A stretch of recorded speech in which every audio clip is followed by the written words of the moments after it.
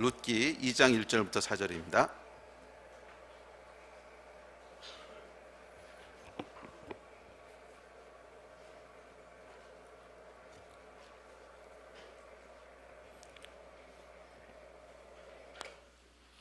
룻기 2장 1절부터 4절 말씀 함께 봉독하겠습니다. 룻기 2장 1절로 4절입니다. 룻기입니다. 다 찾으셨으면 다 같이 한 목소리로 읽겠습니다. 룻기 2장 1절부터 4절입니다. 시작. 나오미의 남편 엘리멜렉의 친족으로 유력한 자가 있으니 그의 이름은 보아스더라. 모압 여인 룻이 나오미에게 이르되 원하건대 내가 밭으로 가서 내가 누구에게 은혜를 입으면 그를 따라서 이삭을 줍겠나이다 하니 나오미가 그에게 이르되 내 따라 갈지어다 하매 룻이 가서 베는 자를 따라 밭에서 이삭을 줍는데 우연히 엘리멜렉의 친족 보아스에게 속한 밭에 이르렀더라. 마침 보아스가 베들레헴에서부터 와서 베는 자들에게 이르되 여호와께서 너희와 함께 하시기를 원하노라 하니 그들을 대답하되 여호와께서 당신에게 복 주시기를 원하나이다 하니라. 아멘. 룻에 대한 이야기를 나누려고 합니다. 이 룻의 이야기는 우리 지난번에 살펴봤죠. 오늘 두 번째 시간인데 룻은 보아스를 만나서 오벳을 출산하는 이야기입니다. 그래서 룻이 기록된 목적은 오벳이 누구지요? 다윗의 할아버지죠. 다윗 할아버지. 그래서 다윗의 증조 할머니인가 고조 할머니가 이게 약간 룻이라는 거죠. 아직도 확인을 못 해봤네요. 약간 룻이 다윗의 큰 할머니 뻘이 되는 사람입니다. 그래서 룻의 이야기가 기록된 이유는 바로 다윗의 조상이기 때문에 기록된 거예요. 그래서 룻의 데스티니는 보아스를 통해서 오벳을 낳았다는 거죠. 그래서 룻은 오벳을 낳는 얘기입니다. 저희를 향한 하나님의 계획이 있습니다. 우리 삶에는 데스티니가 있어요. 그래서 하나님께서 저와 여러분을 향해 가지고 계신 계획이 있다는 거예요. 하나님께서 저와 여러분을 우연히 만드신 것이 아니고 섬세한 계획 가운데 만드셨습니다. 그래서 우리가 데스티니에 대한 이야기를 살펴보고 있는데 오늘이 데스티니 23번째 시간입니다. 그래서 아마 이 이야기는 22번 들으셨으니까 다 외우셨을 텐데 저와 여러분을 향한 하나님의 계획이 있으세요. 그런데 이 계획 가운데 중요한 것이 우리의 삶을 통해 무엇인가를 출산하게 하시는 거예요. 잉태하고 출산케 하시는 거예요. 그래서 저와 여러분은 평생 하나님과 동행하는 삶을 통해서 이 땅 가운데 유업을 남기는 자입니다. 그래서 아브라함은 그의 평생의 삶을 통해서 믿음이 무엇이라고 하는 유업을 세상에 남겼습니다. 그래서 그 후손들은 아브라함이 남긴 아브라함의 그 인생 여정을 통해서 잉태하고 출산한 믿음이라고 하는 영적인 유업들을 축복으로 누리게 되지요. 또 다윗은 그의 평생의 삶을 통해서 하나님의 마음에 합한 것이 무엇인지 다윗의 장막이라고 하는 예배를 통해서 예배의 본질이 무엇인지를 평생의 삶을 통해서 잉태하고 출산함으로 후대에 따라오는 사람들에게 믿음의 유업을 남겼지요. 그의 삶의 유업들을 출산해서 남겼다는 거죠. 그래서 엘리야는 또 이 땅 가운데 하나님의 능력이 무엇인지를 보여주는 삶을 남겼고요. 어쨌든지 간에 우리는 이렇게 살아가면서 이 땅 가운데 무엇인가를 잉태하고 낳는 그런 존재입니다. 하나님께서 그런 데스티니를 저희에게 주셨습니다. 그래서 구약을 읽어보면 잉태하고 낳는 것을 큰 축복이라고 가르칩니다. 특별히 자녀들을 잉태하고 낳는 것은 큰 축복이라고 가르치고 자녀를 잉태하지 못하는 것은 굉장한 저주라고 취급을 했어요. 이 구약은 신약에 대한 예표입니다. 그래서 우리 삶 가운데 무엇인가를 잉태하고 낳는 것은 큰 축복이라는 거예요. 하나님께서 우리가 우리의 평생의 삶을 통해서 정말 하나님과 동행하는 삶을 통해서 무엇인가 잉태하고 출산하는 것은 큰 복이라고 이야기합니다. 반대로 잉태하지 못하는 것은 저주지요. 이것은 육신의 자식만이 아니라 영적인 이야기를 하고 있는 거예요. 네. 자, 그렇지만 우리의 삶 가운데 항상 선한 것만을 잉태하고 출산하는 것은 아닙니다. 야고보서 1장 15절에 보면 사망을 잉태해서 낳는 것도 있다 그래요. 우리 삶 가운데 우리의 선택에 의해서 꼭 좋은 것만 잉태하는 것이 아니라 죄로 인해서 우리 삶 가운데 전혀 잉태하지 말아야 될 것을 잉태하고 출산하기도 합니다. 그런 사람들의 인생은 오히려 우리에게 큰 피해가 되고 또 사람들의 그런 저주가 되지요. 자, 룻의 이야기는 이렇게 우리가 이 세상에 살아가면서 오벳을 잉태하여 낳게 되는데 어떤 과정을 통해서 어떻게 출산하게 되는지, 그리고 오벳을 잉태하는 데 있어서 정말 좋은 것은 무엇인지를 우리에게 보여주고 있습니다. 그래서 룻의 이야기에서 오벳이 상징하는 바는 하나님이 우리 인생을 통해서 출산코자 하는 그 믿음의 유업들이에요. 믿음이면 믿음, 능력이면 능력, 예배면 예배, 인내면 인내, 성품이면 성품, 하여간 무엇이든지 간 하나님께서 여러분의 평생의 삶을 통해서 그 사람이 한평생 인생을 살고 나서 가면 그 후대 사람들이 평가하는 게 있을 거 아니에요. 와, 이 사람은 정말 믿음의 사람이었다, 뭐 이런 평가를 하든지, 와, 이 사람은 진짜 하나님의 성품을 닮은 사람이었다, 또는 이 사람은 정말 고난을 인내하며 통과한 사람이었다, 이 사람은 전도하는 사람이었다, 이 사람은 믿음의 증거자였다, 이 사람은 사도적인 은사가 있었다, 하여간 무엇이든지 간에 그 사람의 삶에 대해 평가하는 게 있을 거 아니에요. 이 평가, 이것이 이제 믿음의 유업인데, 이 믿음의 유업 또는 유산이죠. 믿음의 유산인데 오벳은 이것을 상징하고 있어요. 여러분들이 평생 어떻게 살면서 어떤 믿음의 유업들을 남길 것인지가 룻기에서 이해하고 있는 오벳이 상징하고 있는 바입니다. 자, 그래서 우리가 지난번 첫 번째 설교에서 어떻게 오벳을 낳을 수 있는지에 대해서 잉태와 출산의 원리에 대한 큰 것 두 가지를 살펴봤습니다. 기억나세요? 첫 번째 게 반대의 원리였어요. 반대의 원리. 많은 사람들이 우리 인생 가운데 어떤 열매, 또 하나님께서 우리 인생 가운데 가지고 계신 계획은 우리가 잘하는 것을 통해 하실 거라고 생각을 해요. 아, 내 은사는 노래를 잘하는 거니까 노래를 통해서 하나님의 영광을 드러낼 거야. 나는 뭐 이런 은사를 주셨으니까 이런 은사를 사용해서 하나님께 영광을 돌릴 거야. 다 우리에게 주신 은사와 잘하는 것을 통해서 하나님이 우리 인생 가운데 잉태하고 출산케 하실 거라고 생각하는데, 사실은 꼭 그렇지 않다는 거예요. 성경에 보면 오히려 전혀 그 사람한테 어울릴 것 같지 않은 일, 어렸을 때부터 계속 막히고 안 되고 막 그런 진짜로 안 될 것 같은 그것에서 하나님께서 뭔가 이루시는 것들을 보게 된다는 거예요. 그 얘가 룻이죠.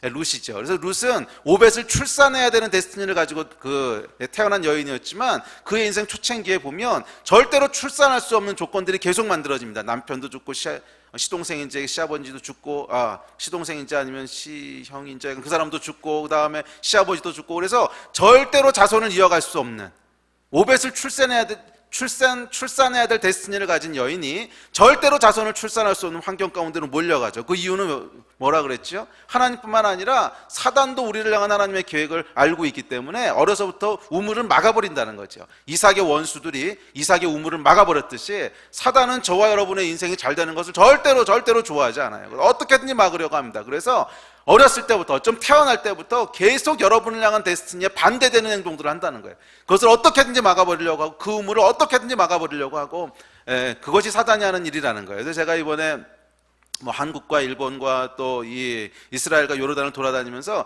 이것들을 더 많이 확인하게 됐어요. 그것에 보면 진짜 하나님이 행하시려고 하는 그 민족 가운데 두신 계획들이 지금 완전히 반대로 막혀 있고요. 완전히 반대로 가는 것처럼 보여요. 그 대표적인 예 중에 하나가 예루살렘이잖아요. 예루살렘의 뜻이 뭐냐면 Foundation of the Peace란 뜻이에요. 그러니까 평화의 기초란 뜻이에요. 예루살렘이. 그래서 평화의 땅으로 하나님 만들어 놓으신 곳인데, 이 평화의 땅 예루살렘에는요, 지난 수천 년 동안 한 번도 전쟁이 그친 거 없는 거 아세요? 계속 전쟁이었어요. 계속 전쟁. 전쟁이 그친 적이 없어요. 왜냐하면 예루살렘이라고 하는 그 땅의 데스티니 자체가 평화이기 때문에 사단이 전혀 반대되는 것으로 막아버린다는 거예요. 끊임없는 전쟁. 그래서 제가 이번에 여러 나라들을 돌아다니면서 이걸 다시 한번 확인하게 됐는데, 그 이야기는 금요일에 조금 더 나눌게요. 이 반대의 원리에 대해서.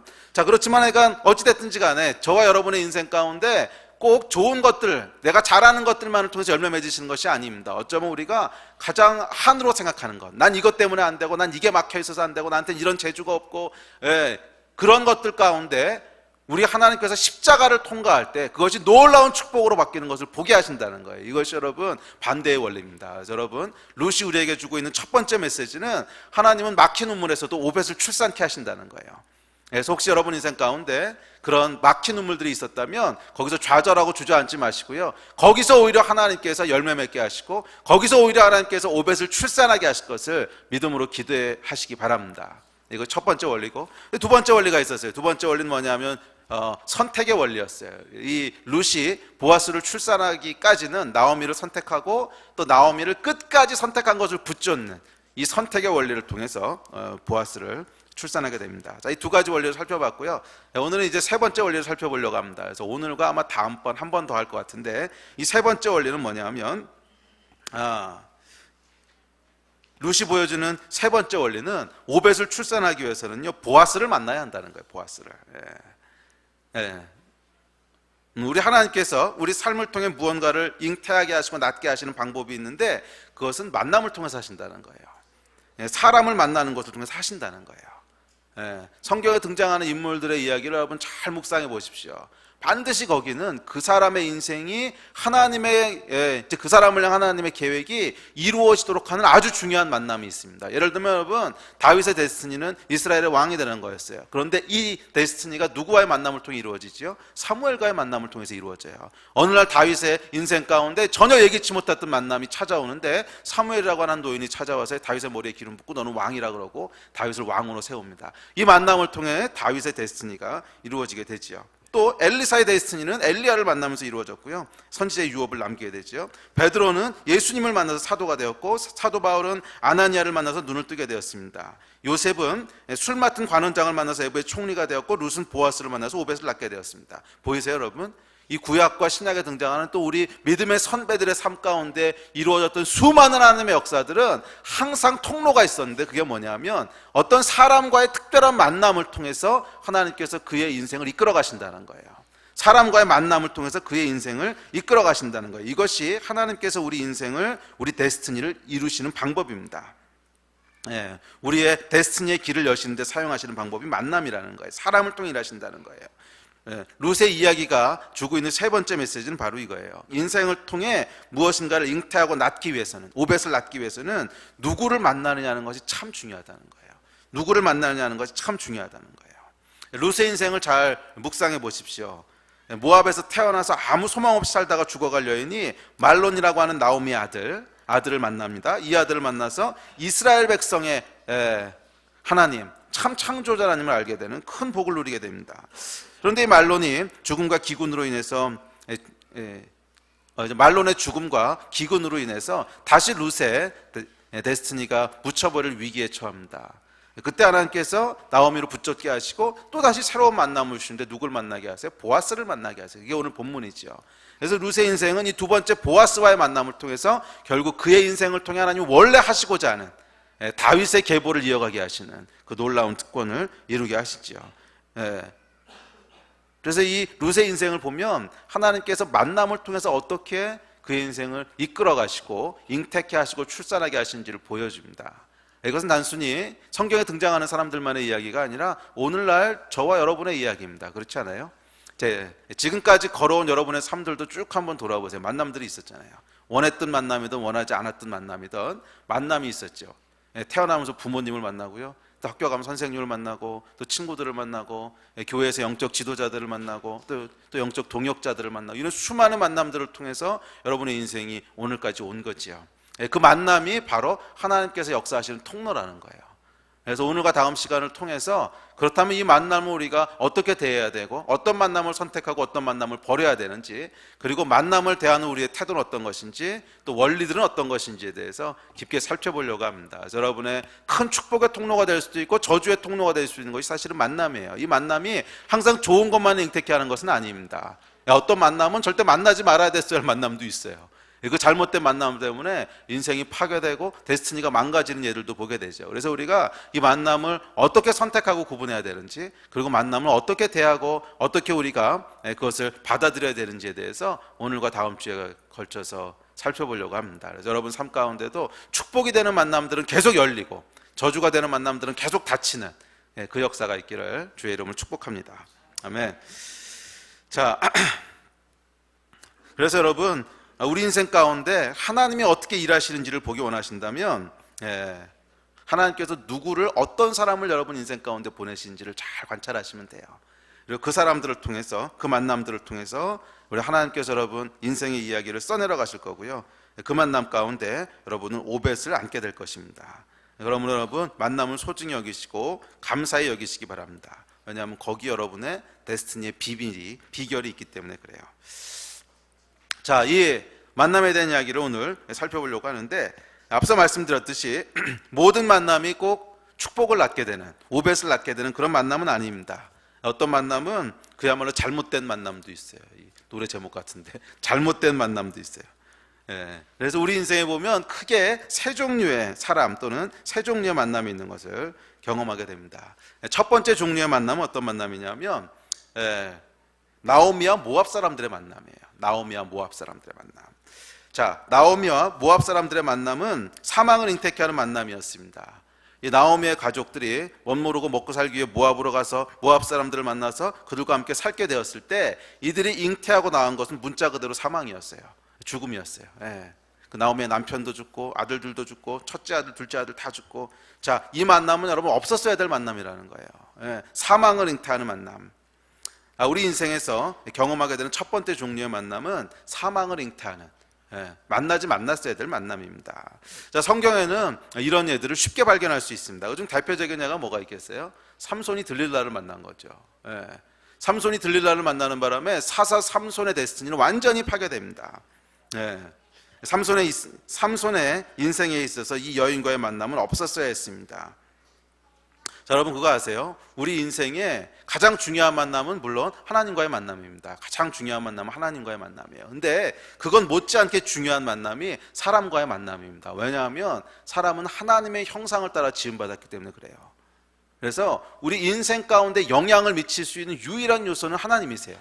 그런데 하나님께서 그 당신의 속성과 성품을 사람들 가운데 물려주셨기 때문에 하나님과의 만남이 물론 가장 큰 영향을 우리 삶 가운데 미치지만, 하나님의 형상을 따라 지음받은 사람들도 역시 우리 인생 가운데 그만큼 크진 않겠지만 하여간 일정 부분의 영향을 미친다는 거예요. 그것이 선한 영향이든 나쁜 영향이든 영향을 미친다는 거예요.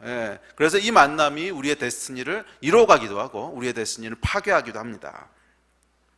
그래서 이 하나님의 형상이 온전히 회복된 정말 하나님을 닮은 사람과의 만남은 우리의 데스티니를 훨씬 더 열어주는 그런 축복된 만남이 되고요. 이 하나님의 형상이 파괴되고 죄에 더 많이 왜곡된 그런 사람들과의 만남은 우리의 데스티니를 더 많이 망가뜨려요. 그래서 이 하나님을 알지 못하는 사람들도 이 원리들을 잘 알고 있었어요. 그래서 맹모 삼천지교도 뭐 그런 거고요. 친구 따라 강남 간다는 말도 그런 거고요. 다 우리 속담에 보면 결국 사람이 우리의 인생 가운데 큰 영향을 미친다고 하는 것을 알고 있다는 거죠. 이것이 맞아요, 여러분. 영적인 원리입니다. 이것은 성경에서도 동일하게 얘기하고 있는 거예요. 우리가 누구를 만나느냐에 따라서 그 사람의 인생들이 달라진다는 거죠. 이런 부정적인 만남의 또 하나 대표적인 예가 뭐가 있겠어요? 아합과 이세벨의 만남이죠. 이 만남도 만났어야 될 만남이에요. 아합 인생의 최대의 비극은 이세벨을 만난 거야. 그래서 이세벨을 만나는 바람에 이 아합은 하나님의 원수가 되었고 구약에서 가장 극악한 왕으로 평가받는 저주의 유업을 낳았습니다. 만약 아합이 말이에요, 여러분, 이세벨이 아니라 루시나 한나 같은 믿음의 여인을 만났다면 이 아합 왕의 인생은 어떻게 됐을까? 잘 한번 생각해 보세요. 아합이 이세벨이 아니라 아합의 아내가 루시나 한나 같은 믿음의 여인이었어. 그랬으면 여러분 아합 왕은 완전히 다른 왕이 됐을 거예요. 그래서 장담하건대 아합 왕의 인생이 이렇게 끝나지 않았을 거예요. 그런데 아합의 최대의 비극은 이세벨을 만났다는 거야. 근데 물론 자기 선택이었지만 이세벨을 만났다는 거예요. 그리고 이것이 아합의 인생을 전혀 다른 방향으로, 여러분 아합을 향한 하나님의 계획은요 원래부터 아합과 이세벨의 그 악한 왕 아합이 되는 것이 아닙니다. 아합을 향한 하나님의 원래 계획은 축복이고요, 아합이 위대한 왕이 되는 것이고 아합이 정말 하나님의 나라에 기록되는 그런 삶을 사는 거였지, 아합과 이세벨의 저주가 임하는 그런 왕이 되는 게 아니었어요. 그런데 불행하게도 아합과 이세벨의 만남이 그의 인생을 완전히 파괴했습니다. 또 다윗의 모사였다가 압살롬의 반란에 참여했던 아이도벨, 이 아이도벨과 압살롬의 만남도 만났어야 될 만남이죠. 또 엘리사의 제자였던 게하시, 이 게하시와 나아만 장군의 만남, 이것도 만났어야 될 만남이에요. 이 게하시가 나아만 장군 만나가지고 돈 달라 그랬다가 어떻게 돼요? 그 돈 때문에 문둥병 걸려가지고 결국 비참하게 죽잖아요. 이 만남도 만났어야 될 만남이에요.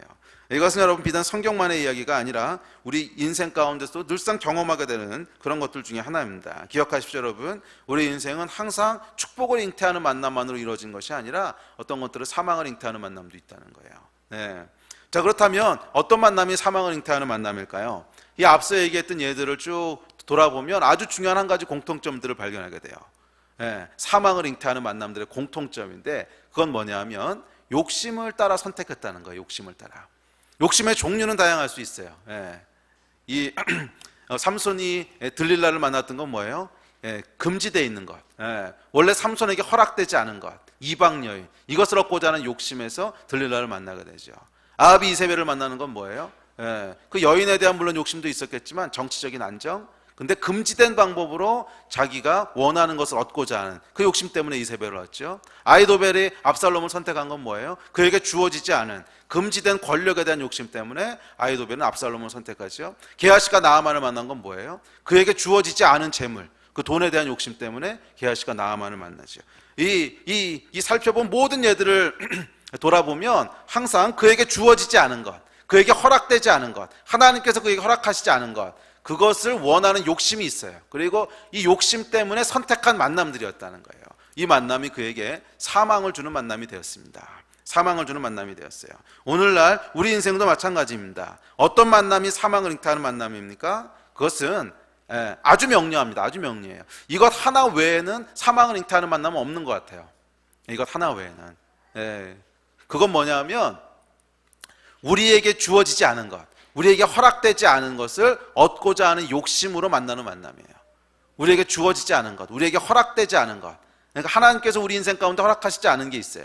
근데 이것을 얻고자 하는 욕심 때문에 선택하는 만남들이 있다는 거예요. 그 욕심이 여자에 대한 욕심일 수도 있고, 또는 남자에 대한 욕심일 수도 있고, 돈에 대한 욕심일 수도 있고, 권력에 대한 욕심일 수도 있고, 성공에 대한 욕심일 수도 있고, 하여간 종류는 다양할 수도 있는데 하여간 욕심 때문에 만나게 되는 만남, 금지된 것을 욕심하는 것, 금지된 것을 원하고자 하는 것, 거기서 사망을 잉태하는 그런 만남이 이루어집니다. 이것은 성경의 이야기예요. 야고보서 1장 15절에 보면 이 얘기를 명확하게 합니다. 욕심이 잉태한 즉 죄를 낳고 죄가 장성한 즉 사망을 낳느니라. 욕심이 잉태한 즉 죄를 낳고 죄가 장성한 즉 사망을 낳느니라. 이 욕심이요 결국 죄를 낳는다는 거예요. 하나님이 금지한 것을 결국 취하려고 하니까 죄가 되는 거죠. 그리고 죄가 결국 장성해서 사망을 낳는다는 거예요. 성경에서 사망을 낳는다고 하는 표현은 여기밖에 없는 것 같아요. 그래서 우리 인생 가운데 사망을 잉태하고 낳게 하는 유일한 그 조건은 뭐냐면 하나님이 금지한 것을 욕심내서 얻고자 하는 그것 때문에 이루어진 만남. 이 만남들은 여러분 항상 사망을 잉태게 되어 있습니다. 그러면 여러분 이런 만남들은 반드시 빨리 벗어나셔야 됩니다. 이것은 대처하는 방법이 하나밖에 없어요. 빨리 벗어나셔야 돼요. 그 만남은 빨리 정리하셔야 돼요. 그렇지 않으면 그것이 장성하여서 사망을 낳게 됩니다. 이 저주에서부터 벗어나시기를 주의 이름으로 축복합니다. 자, 두 번째 종류의 만남이 있습니다. 첫 번째 종류의 만남이 나오미와 모압 사람들의 만남, 즉 사망을 잉태케 하는 만남이었다면, 두 번째 종류의 만남은 아무것도 잉태치 못하는 만남이 있어요. 아무것도 잉태치 못하는 만남 또는 사람. 우리가 주변에서 경험하는 수많은 만남들이 사실은 이범주에 속하는 만남이죠. 만나나 안 만나나 별 차이가 없는 만남들. 그러니까 그 만남이 있다고 해도 내 인생 가운데 큰 변화가 없고 그 만남이 없었어도 별 탈이 없는, 있으나 없으나 한 만남들이 있다는 거예요. 매일 스치듯 지나가는 사람들, 예를 들면 피자 가게 아저씨, 잠깐 몸담았던 직장 동료, 잠시 거쳐갔던 교회 지체들, 이런 사람들. 그런데 여러분 그거 아세요? 이것이 사실은 플러스 마이너스 제로가 아니라는 거예요. 아무 의미 없는 만남은 우리 인생 가운데 더해주는 것도 없고 저주하는 것도 없고 그래서 플러스 마이너스 제로라고 생각하지만 사실은 기회비용을 지불하잖아. 기회비용을 지불한다는 게 무슨 말인지 아시죠? 우리의 인생은 딱 제한된 시간을 사는데 이 사람들과의 만남 때문에 진짜 만났어야 될 중요한 사람들을 못 만난다는 거예요. 그래서 사실은 플러스 마이너스 제로가 아니고 손해보는 만남이라는 거예요. 손해보는 만남.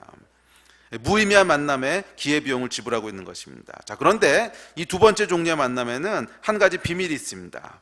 그것은 이 두 번째 종류의 만남은 우리의 선택과 결정에 의해 다른 종류의 만남으로 바뀔 수 있다는 거예요.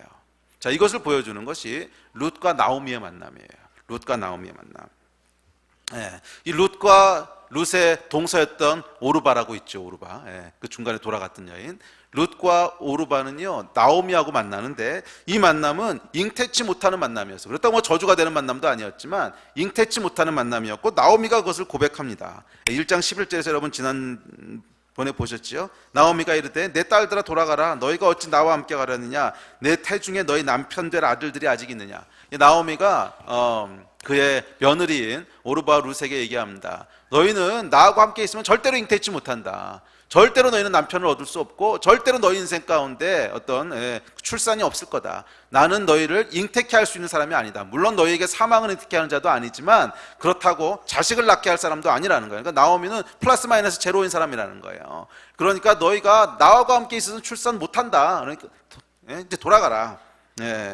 그 기럨과 말론, 나오미의 두 아들이죠. 기럨과 말론이 죽는 순간 나오미는 룻과 오르바에게 아무것도 아니었어요. 더 이상 그 인생에 무언가를 잉태케 할 그런 사람이 아니었습니다. 그래서 이걸 깨달은 오르바가요, 중간에 나오미의 말을 듣고 돌아가 버리죠. 관계를 정리합니다. 그리고 그 결과 오르바는 진짜로 나오미와의 관계에서 얻은 것도 없고 잃은 것도 없는 그런 사람이 됐습니다. 무의미한 만남이 됐어요. 그런데 룻은 전혀 다른 선택을 해요. 룻은 전혀 다른 선택을 해요. 그것은 이 무의미해 보이는 만남을 포기하지 않고 거기에 계속 마음을 두고 뭔가를 추구하는 거예요. 인생을 투자하는 거예요. 그리고 그 결과 이 의미 없어 보이던 만남은 오벳을 낳게 되는 룻의 데스티니를 이루는 중요한 만남으로 바뀌었어요. 그런데 여러분, 이게요, 이걸 가장 잘하셨던 분이 예수님인 거 아세요? 가장 잘하셨던 분이 예수님이세요. 이 복음서에 보면 예수님은 아무 의미 없을 만남, 갈릴리 호숫가에 그냥 어부들, 이제 그 사람들과의 만남, 또는 길거리에서 세금 걷고 있던 세리와의 만남, 또는 창기들과의 만남, 아무 의미 없어 보이는 그냥 평범한 만남을 특별한 만남으로 바꾸시는 능력들이 있었어요. 특별한 만남으로 바꾸시는 능력이 있었어요. 우리 예수님께서 그냥 매일 스쳐 지나, 여러분이 갈릴리 지방은 어떤 지방이냐면 어부로 먹고 사는 지방이에요. 고기 잡아서 먹고 사는, 물고기 잡아서 먹고 사는 지방이기 때문에 태반의 사람들이 어부였습니다. 태반이 어부였어요. 그래서 어부는요, 길에 채이는 게 어부예요. 아주 평범한, 별로 이렇게 특별한 사람들이 아니라는 거예요. 근데 어느 날 길을 지나가다 보니까 고기 잡는 사람들이 있어요. 근데 이 사람들과의 만남이 그냥 스치듯이 지나가도 괜찮은, 별로 의미 없는, 나에게 플러스도 아니고 마이너스도 아닌, 아무것도 잉태치 않게 하는 그런 만남일 수 있었는데, 예수님께서 이 만남을 그냥 두지 않으시고요, 이 사람들을 부르세요. 부르셔서 그의 제자로 삼으십니다. 그리고 이들에게 내가 너희로 사람을 낚는 어부가 되게 하리라. 그리고 실제로 사람을 낚는 어부가 되게 하셨어요. 베드로를 위대한 사도로 만드십니다. 이 일을 통해서 여러분, 예수님의 데스티니가, 첫째는 예수님의 데스티니가 이루어진 거 아세요? 제자들을 키우시는, 제자를 남기신 예수님의 데스티니가 이루어지고요, 또 선택받은 베드로가 위대한 사도가 되는 데스티니가 이루어집니다. 그리고 이 일을 통해서 하나님께서 인류 역사에 정말 특별한 위대한 일들을 이루세요. 이게 우리 예수님께서 하셨던 일이었습니다. 자, 이것이 근데 여러분, 이 예수님의 위대한 일의 시작은 뭐였는지 아세요? 그것은 놀랍게도 그저 매일 만나는 사람들, 갈릴리 호숫가에 그냥 평범한 어부, 거리에서 세금 걷던 세리, 또 나무 밑에서 토론하던 선비, 그냥 어디서나 만날 수 있는 평범한 사람들. 그런데 예수님의 위대함은요, 이 평범한 무의미해 보이는 만남을 데스티니를 잉태하고 출산하는 특별한 만남으로 바꾸셨다는 것이에요. 그리고 이것이 여러분, 사람을 통해 하나님을 경험하는 중요한 비결입니다. 우리 주변에도 여러분, 매일 스치듯 지나가는 사람들 있잖아요. 매일 스치듯 지나가는 사람들, 내 이익관계나 욕심에 의한 그 첫 번째 종류의 그런 잘못된 만남들 말고, 그냥 내 주위에 주어지는 만남들, 그냥 내 주위에 주어지는 만남들, 뭐 흘려보낼 수도 있는 만남들, 나오미와의 만남들. 그런데 룻처럼 이런 사람들을 그냥 흘려보내지 않고, 나오미와의 만남을 그냥 흘려보내지 않고 붙잡는 사람이 있다는 거예요. 그래서 한 영혼 한 영혼에 대한 관심이 있고, 작은 관계에도 충성됨과 신실함을 보이는 이런 사람들은요, 결국 생각지 못했던 만남에서 오벳을 출산하게 되는 거 아세요? 이게 우리 하나님께서 하시는 일이에요. 이것은 여러분, 우리의 선택이에요. 우리는 똑같이 매일매일 아무 의미 없어 보이는 사람들을 만나고 스치듯 지나가요. 잠깐 있던 직장 동료, 또는 뭐 동네 가게 아저씨, 또는 뭐 교회에서 만나는 사람들, 이것은 충분히 우리가 그냥 흘려보낼 수도 있고 붙잡을 수도 있는 관계예요. 플러스 마이너스 제로인 관계라는, 시작되는 플러스 마이너스 제로라는 거예요. 그런데 거기서 두 종류의 사람이 나오는 거예요. 오르바가 나오고 룻이 나와요. 오르바처럼 그 관계를 그냥 흘려보내는 사람들이 있어요.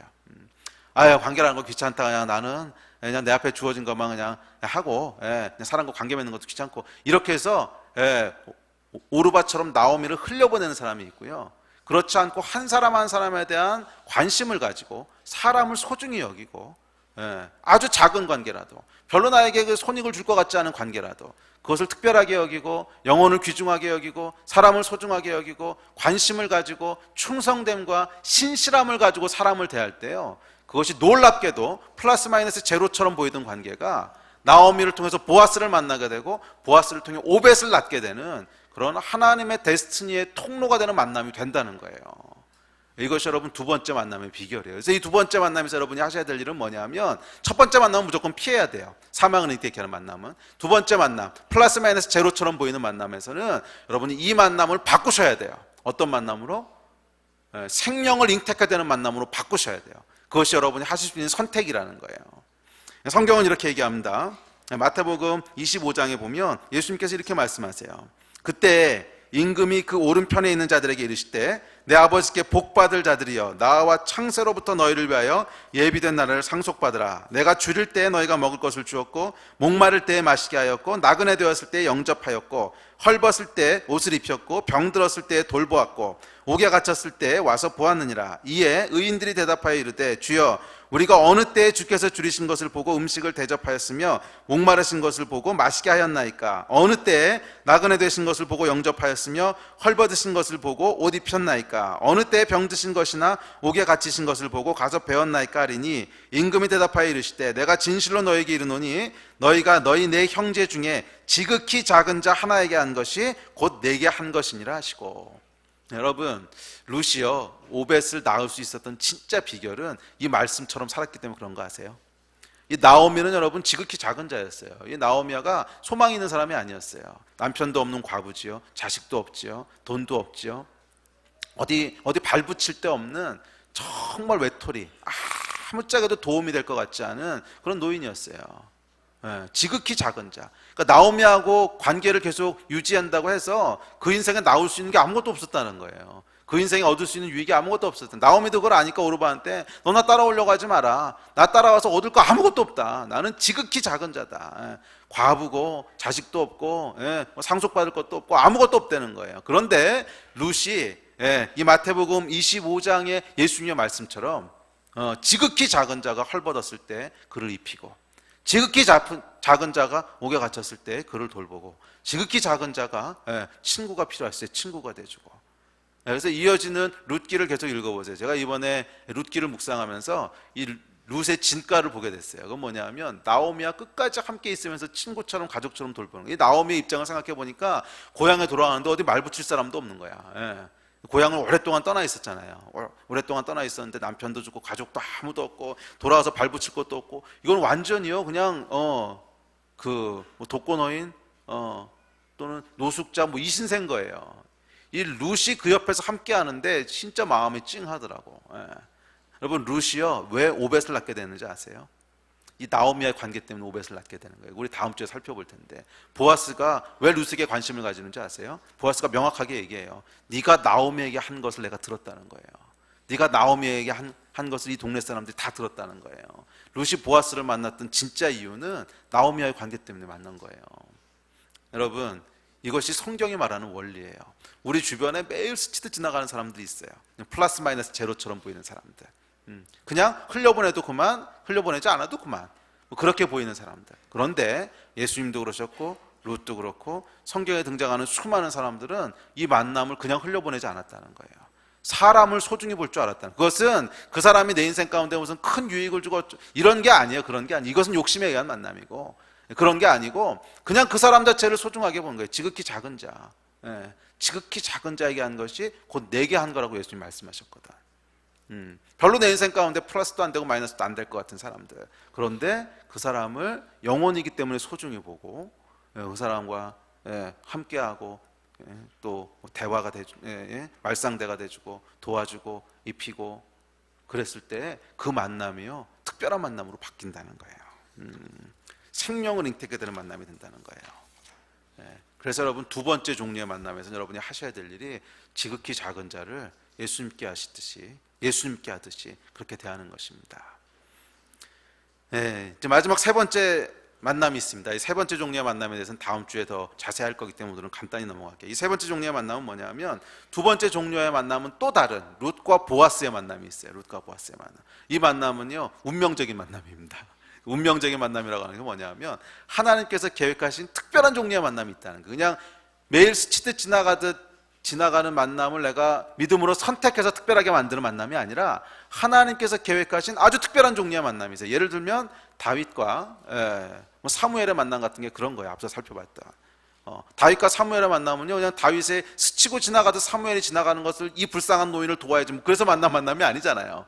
사무엘은 이미 그때 선지자였고 근데 이 선지자가 어느 날 특별한 하나님의 인도하심 가운데 다윗의 삶 가운데 찾아와서 그를 기름 부어 왕으로 세우듯이 우리 인생 가운데 이런 특별한 만남이 있어요. 이 만남을 디바인 커넥션이라고 부릅니다. 이 디바인이라고 하는 건 뭐냐 신적인 이런 뜻이죠. 또 커넥션은 관계라는 디바인 릴레이션십 또는 디바인 커넥션이라고 부르는데 하나님께서 그러니까 신적인 만남 또는 신적인 관계가 있다는 거예요. 하나님께서 우리에게 특별히 계획하신 그런 만남들이 있다는 거예요. 이것은 우리가 의지적으로 선택한 것이 아니라 그냥 하나님께서 관건적으로 우리 삶 가운데 만나게 하시는 만남들이 있어요.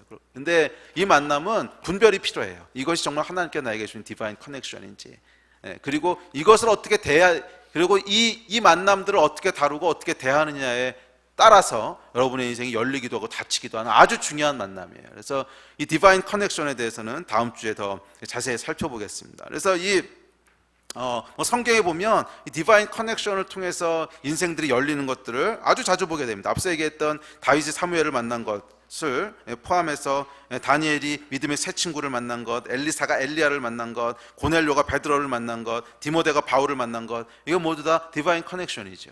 그러니까 이 만남이 없었다면 이들의 인생은 전혀 다른 인생이 됐을 거예요. 하나님께서 만나게 하시는 그런 디바인 커넥션이죠. 자, 이 만남은 이 디바인 커넥션은 크게 두 가지 영역에서 일어납니다. 이건 다음 주에 좀 더 자세히 다룰 텐데 두 가지 영역에서 일어나는데 첫 번째는 육적인 영역에서 일어나는 디바인 커넥션이 있고 두 번째는 영적인 영역에서 일어나는 디바인 커넥션이 있어요. 첫 번째 영역에서 일어나는 육적인 영역에서 일어나는 디바인 커넥션은 또 크게 세 가지로 나눠지는데 첫째 부모와의 만남이고요, 둘째 배우자의 만남이고 셋째 자녀와의 만남이에요. 이것이 육적인 디바인 커넥션. 이것은 여러분 그냥 우연히 이루어진 것이 아닙니다. 하나님께서 계획 가운데 주신 거예요. 여러분 부모를 여러분이 선택하세요? 그냥 태어나고 보니까 그 사람이 주어져 있는 거지 부모로. 자녀도 마찬가지. 내가 자녀를 낳은 것이 그 자녀를 낳고 싶어서 낳았어요. 네가 태어나 보니까 자녀가 된 거지. 배우자는 약간 이제 다룰 수 있는데 하여간 이 부모와의 만남, 배우자와의 만남, 자식과의 만남은 디바인 커넥션이에요. 하나님께서 우리에게 주신 아주 특별한 만남이라는 거예요. 그래서 이 만남을 어떻게 다루냐에 따라서 여러분의 데스티니가 열리기도 하고 닫히기도 해요. 예를 들어서 부모가 꼭 내 마음에 드는 아주 훌륭한 부모가 아닐 수도 있어요. 그렇지만 그 부모를 어떻게 내가 대하냐에 따라서 여러분의 데스티니가 열리기도 하고 닫히기도 한다는 거예요. 성경은 분명히 뭐라고 못 박냐 하면 부모를 공경하라 그랬거든. 세상에 여러분 좋은 부모 나쁜 부모는 없어요. 하나님께서 우리에게 주신 가장 완전한 부모만 있을 뿐이에요.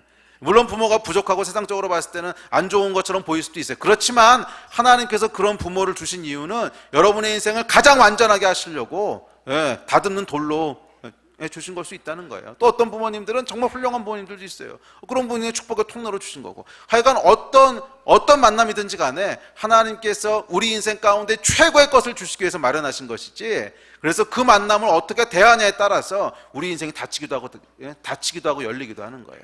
배우자도 마찬가지고 자식과의 관계도 마찬가지고. 또 두 번째 종류의 디바인 커넥션은 이것에 대칭이 되는 건데, 영적인 영역에서도 똑같이 부모와의 만남, 배우자의 만남, 자식과의 만남이 있어요. 부모와의 만남은 뭐냐면 영적인 아비들이 있다는 거예요. 영적 지도자를 만나는 거예요. 여러분 굉장히 중요합니다. 앞서 살펴봤던 수많은 사람들의 인생이 어떤 영적인 멘토를 만나냐에 따라 다 결정됐잖아요. 다윗이 사무엘을 만나고, 엘리사가 엘리야를 만나고, 디모데가 바울을 만나고, 어떤 영적인 지도자, 영적인 멘토를 만나는 건 첫 번째 디바인 커넥션이고, 두 번째는 영적인 동료들이 있어요. 영적인 동지들. 다윗이 요나단을 만나고, 또 다니엘이 새 친구들을 만나고, 어떤 영적인 동료들을 만나는지. 세 번째는 영적인 자녀들이 있어요. 내가 전도하고 나가서 키운 사람들. 이 세 가지 만남이 디바인 커넥션이에요. 그래서 여러분, 육신의 자녀가 없는 것도 우리에게는 좋은 것이 아니지만 영적인 자녀가 없는 것은 그보다 훨씬 더 큰 저주입니다. 여러분 인생 가운데 영적인 자녀들이 없다면 여러분 지금부터라도 경각심을 가지셔야 됩니다. 여러분을 통해서 영적인 자녀들이 나와야 돼요. 그게 디바인 커넥션이고 그것을 통해서 여러분의 데스티니가 열리고 닫히는 건데 이 중요한 디바인 커넥션의 3분의 1을 딱 잘라버리고 있다면 그것은 여러분 굉장한 손해죠. 하여간 이 이야기는 다음 주에 자세히 할게요. 자, 그래서 우리 인생 가운데 두신 이 6가지 디바인 커넥션이 있다는 거예요. 부모, 배우자, 자녀. 또 영적인 정에서 영적인 부모, 그러니까 영적인 지도자 또는 멘토, 영적인 동역자들, 영적인 자녀들. 이것을 여러분 어떻게 대하냐에 따라서 우리 인생이 여러분 열리기도 하고 닫히기도 하는 거 아세요? 그것은 이 두 번째 종류의 만남보다 훨씬 더 강력하게 생명을 잉태케 하는 또는 문을 닫을 수 있는 그런 만남이에요. 그래서 이 만남을 여러분들이 잘 대하셔야 되는데 이 세 번째 만남에 대해서 해야 될 태도가 있습니다. 첫 번째 종류의 만남은 어떻게 해야 된다 해서 무조건 피하고 빠져나오셔야 돼요. 두 번째 종류의 만남은 그 만남을 예수님의 명령대로 소중히 여기셔서 바꾸셔야 돼요. 근데 세 번째 종류의 만남에서 여러분들이 하셔야 될 태도는 아주 간단합니다. 그것은 감사하라는 거예요. 감사하라는 거예요. 뭐 디테일은 다음 주에 다루겠지만 감사하라는 거예요. 감사가 없다면 아무리 보아스가 나타나도 그 만남은 무의미한 만남이 되어버려요. 감사가 없다면 아무리 엘리야가 나타나도 엘리사는 없습니다. 디바인 커넥션에 대한 감사가 있어야 돼요. 여러분이 감사가 있으세요? 지금 특별히 추석입니다. 추석이라서 많은 분들이 부모님들 만나시고 가족들 만나시고 또 여러 사람들을 만나는 만남의 계절인데요. 그 만남이 여러분 우연히 이루어진 게 아니에요. 유행가 가사 같다. 이 만남이 우연히 이루어진 게 아니에요, 여러분. 하나님께서 미리 계획하시고 이미 다 작정하시고 여러분 가운데 두신 디바인 커넥션, 디바인 릴레이션십이에요. 이 만남에 대해서 여러분들이 감사함으로 대하시면 여러분의 데스티니의 문이 열리는 거예요. 그러면 여러분 감사를 표현하시기 바랍니다. 육적인 디바인 커넥션들, 디바인 릴레이션십, 여러분의 부모님들, 또 여러분의 형제들, 배우자, 또 자녀, 감사를 표현하세요. 또한 영적인 영역도 마찬가지입니다, 여러분. 영적인 지도자들에게 감사하는 마음이 있으세요?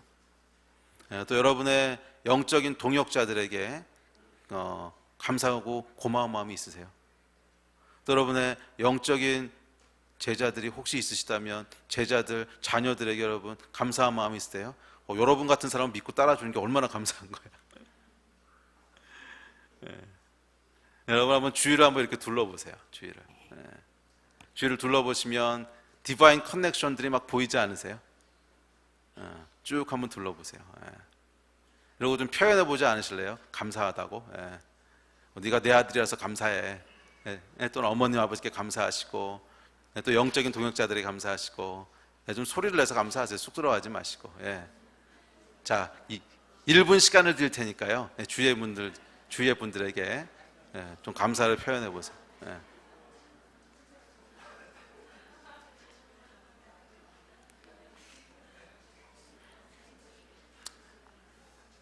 맞아요, 여러분.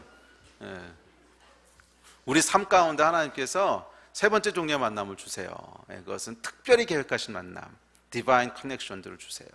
그런데 보아스를 주신다는 거예요. 근데 이 보아스는 감사를 통해서만 오벳을 낳게 됩니다.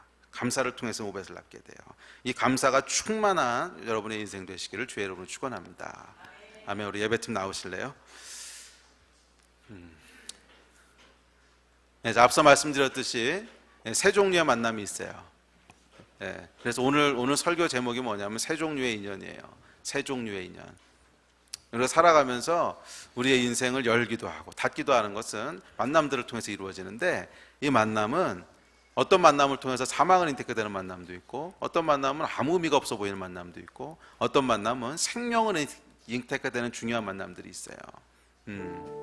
있잖아요, 여러분. 부모, 배우자, 자녀 다 생명과 관계된 거 아니에요? 생명이 잉태되는 관계들이잖아요. 어떤 관계들은 생명을 잉태하게 되는 관계들. 이것은 꼭 육적인 영역에서뿐만 아니라 영적인 영역에서도 동일해요. 영적인 생명을 얻게 되는 만남이 있고요.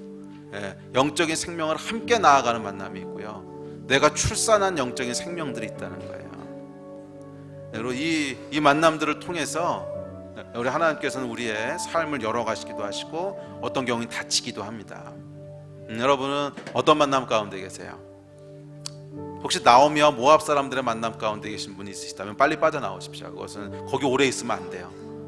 그것은 남편도 죽고 자녀도 죽고 다 죽는 사망의 관계예요. 나오미와 모압, 이 만남은 빨리 정리하셔야 될 만남입니다. 혹시 여러분의 삶 가운데 욕심이 잉태한 만남이 있다면 그 만남은 빨리 정리하시기를 다시 한번 도전합니다.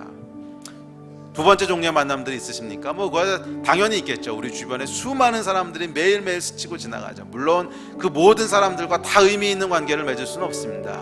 그러나 하나님께서 우리에게 마음을 주셨을 때 아무리 작은 자라도 그 사람을 소중히 여기고 그 영혼을 소중히 여기고 입히고 돌보고 또 섬겼을 때 그 만남이 여러분이 생각지 못하는 만남으로 변할 수 있어요. 그것이 하나님이 모든 믿는 자들, 주의 백성들에게 주시는 명령이고 말씀이에요. 예수님이 그렇게 사셨어요. 평범한 어부들을 위대한 사도로 만드시네. 올바른 것을 선택하세요. 세 번째 종류의 만남이 있습니까? 디바인 커넥션. 그렇다면 여러분 감사하세요. 그 만남에 대해서 감사하시고 소중히 여기세요. 감사를 표현하시고 무엇보다 그 만남을 있게 하신 하나님을 하나님께 감사하시고 또 우리 인생 가운데 그런 사람들이 되어준 사람들께 감사하시고 그래서 하나님께서 우리 인생 가운데 축복의 문들을 여실 줄 믿습니다. 이 복을 더 많이 누리신 여러분 되시기를 주의 이름으로 축원합니다. 여러분께 기도할까요?